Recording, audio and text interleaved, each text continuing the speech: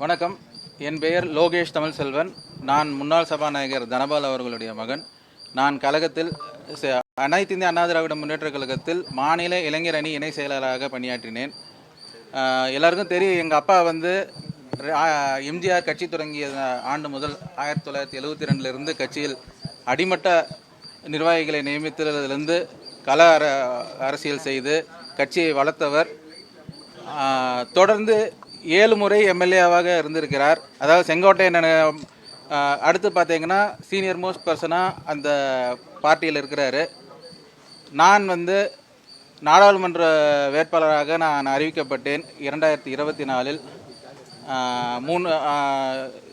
ஒரு 3வது இடத்துல வந்து நான் வந்து அந்த தேர்தலில் தோற்றேன். நான் சிறு வயதிலிருந்தே அண்ணா அவர்களின் ரசிகர், விஜய் அண்ணாவுடைய ரசிகர்.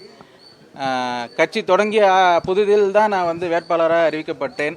அதன் பிறகு என் மனதளவில் அண்ணன் அவர்களோட பேச்சிலும் கட்சியிலும் ஈர்க்கப்பட்டு கொண்டே இருந்தேன். எப்போது சேரலாம் என்ற சந்தர்ப்பத்தில் காத்து கொண்டிருந்தேன்.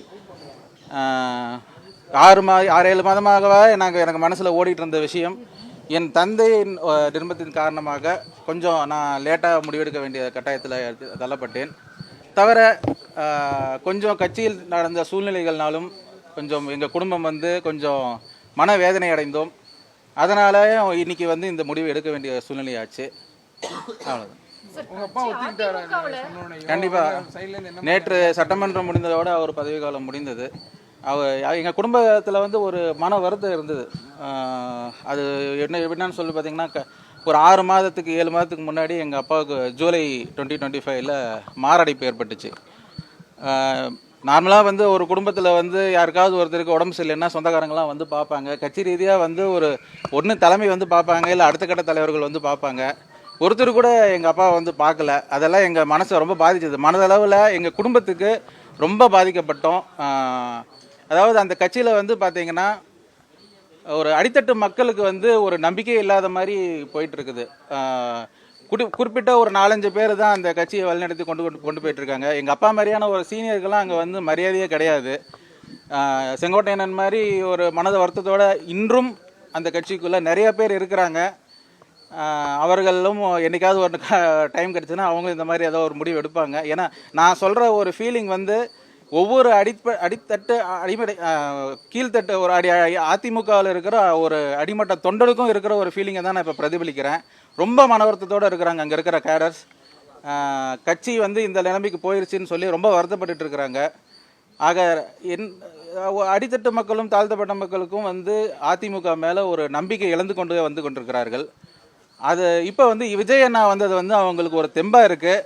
அவர் வந்து ஈர்க்கிறாரு. மக்களுக்கு வந்து ஒரு நம்பிக்கை வந்திருக்கு. அண்ணா வந்து அதாவது செய்வாருங்கிற ஒரு நம்பிக்கை வந்திருக்கு. இந்த 2 கட்சிகளையும் பார்த்துட்டாங்க ஜனங்க. இருக்க வந்து அடித்தட்டு மக்களுக்கு வந்து ஒரு பாதுகாப்பற்ற சூழல் தான் உருவாகிட்டு இருக்கு. வேங்கவேல் போன்ற சம்பவங்களும் மற்ற சம்பவங்களும் உங்களுக்கு பரஸ்பரஸ் உங்களுக்கு எல்லாருக்குமே தெரியும். ஸோ அதையெல்லாம் மீறி இன்றைக்கி வந்து அண்ணா அவர்கள் வருவது வந்து பார்த்திங்கன்னா மக்களுக்கு வந்து ஒரு தெம்பை கொடுத்துருக்கிறது. அவரால் ஈர்க்கப்பட்டு இருக்கிறார்கள். அண்ணனுக்கு வந்து அமோக ஆதரவு இருக்கிறது. நிச்சயம் வருகின்ற 2026 பொது தேர்தலில் அண்ணன் அவர்கள் மிகப்பெரிய வாக்கு வித்தியாசத்தில் மிக அதிக அளவில் இடங்களை கைப்பற்றி விஜய் அண்ணா வந்து சிஎம்மா பதவியேற்பார் என்பதை இந்த நேரத்தில் தெரிவித்துக் கொள்கிறேன். அவர் வரமாட்டார். அவர் வந்து ஒரு கட்சியோட விசுவாசி. அவர் கடைசி வரைக்கும் வரமாட்டார். நான் அவர்கிட்ட இருந்து விடை பெற்றுட்டு எங்களுக்கு வந்து அது ஒரு கஷ்டமான, அவரை வந்து கன்வின்ஸ் பண்ணுறது எனக்கு கொஞ்சம் கஷ்டமாக இருந்தது. கன்வின்ஸ் பண்ணிட்டேன். நேற்று கன்வின்ஸ் பண்ண உடனே நான் என்னுடைய நண்பர்கள் நிர்மல், சகோதரர்கள் நிர்மல், ஆதவ அர்ஜுனா பிரதர், அப்புறம் அண்ணன் செங்கோட்டையன் அவர்கள் மூலமாக இன்று இமீடியட்டாக வந்து சேர்ந்துட்டேன். சொல்ல முடியாதுல்ல, கட்சியிலையும் பொறுப்பு கொடுக்கப்பட்டிருந்தது. அதே மாதிரி மாநிலங்களவை தேர்தலையும் நீங்க வந்து மக்களவை தேர்தலையும் போட்டிட்டு இருக்கீங்க. கட்சி முக்கியத்துவம் கொடுக்கலன்னு எப்படி சொல்லுவீங்க? நீங்கள் அது உள்ளே இருந்தால் தான் தெரியும். நீங்கள் அது நிற்க வைக்கிறாங்கன்னா அது ஒரு எப்படி சொல்கிறது, அப்படியெல்லாம் சொல்ல முடியாது. நீங்கள் வந்து வாய்ப்பு கொடுத்ததுனால வந்து எனக்கு தான் வந்து முக்கியத்துவம் கொடுக்குறாங்கன்னெலாம் கிடையாது. வாய்ப்பு கொடுக்கப்பட்டு அதற்கு பிறகு வந்து முதுகில் குத்தப்பட்டேன். அதெல்லாம் நிறையா நடந்தது. எங்கள் அப்பாவோட மன வருத்தங்களும் ஏகப்பட்டது இருக்குது. நிறைய என்னால் வெளியில் சொல்ல முடியாத காரணங்கள் இருக்கும்போது அதை வந்து அதை ஃபீல் பண்ணால் தான் தெரியும்.